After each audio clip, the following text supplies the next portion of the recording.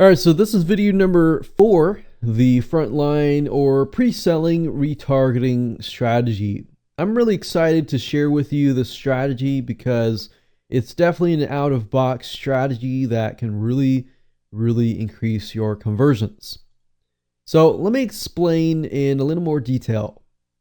As you know, when it comes to selling your product, your service, or whatever you're trying to promote, pre-selling it is crucial. And oftentimes it doesn't happen right away. Sometimes it takes time for somebody to warm up to your brand. So depending on like where they come from, if they come from Google and they're cold traffic, sometimes it takes more pre-selling than somebody who has been recommended by somebody else. So let's say, for example, you're recommended by a friend that they're saying, hey, go check out this website.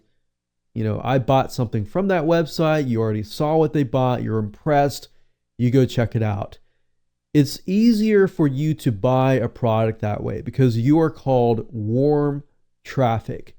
But if you were to go to Google and you just type something in and you're just browsing around, then you might be in the beginning stages of that buying stage. So you might be in the brand awareness stage and phase. So that's why pre-selling, no matter what, across the board is crucial. So the main goal of the strategy is to get people onto your list.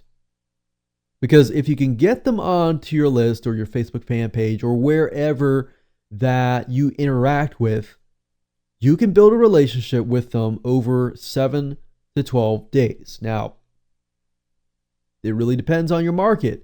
Sometimes it can be a matter of a few days. But generally speaking, across the board, it generally takes about 7 to 12 times. Or can take 7 to 12 days. It depends. It really depends on your market.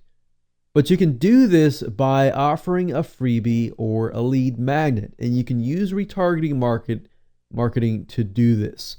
And this is the way this works. So, a user is surfing, and no matter if they've typed into Google or whatever, they typed into Google, for example. Let's take cold traffic. They're not aware of your site just yet. They land on your site, they learn more about your brand, and they're all the way in the beginning stages, which is fine because this will definitely help you pre-sell. The user leaves because they're busy, but they're really interested in your site. They forget to bookmark it, and they totally forget about your brand. They are retargeted with ad roll, for example, and they go onto a popular website. Now, the nice thing about ad roll, just a side note, is you can do Facebook retargeting. So if that popular website is Facebook, you can retarget them. Now, you can do other sites as well because ad roll's network is huge. So they could be on a popular site, they see your ad, but in this case, your ad is a freebie. Now, I will dive in a little more detail in just a minute, but this is just an overall overview. Your ad points them to a freebie. They sign up, and they're forwarded to here, which, of course, this could be your landing page, your squeeze page. They sign up, they give you their email address, and then, of course, they are on your email list. Now, from this point, you can do it however you wish. You can send them 7 different or 12 different or even months and months of weeks of different tips and things like that to ultimately bring them back to your site and sell to them. Now, however you want to do it, it's fine with you. It really, the retargeting process goes from here to here. This process from the freebie to the email list to your site, that's all you. And that has nothing to do with the retargeting process. Except if you're maybe tracking conversions and if that person actually converted and things like that. But you're going to definitely have to do this yourself. I'm not going to really focus on that in this video course, but you get the gist, right? What I'd recommend that you do is you create segments. The more specific your segments, the better. Basically, you want your pixels or your initial pixels to fire upon the following. A prospect lands on your front page. Now, you can still use this even if they've landed on your front page because they have not bought just yet, right? So the majority of people who land on your front page are not going to buy. I mean, minimum is generally 2%.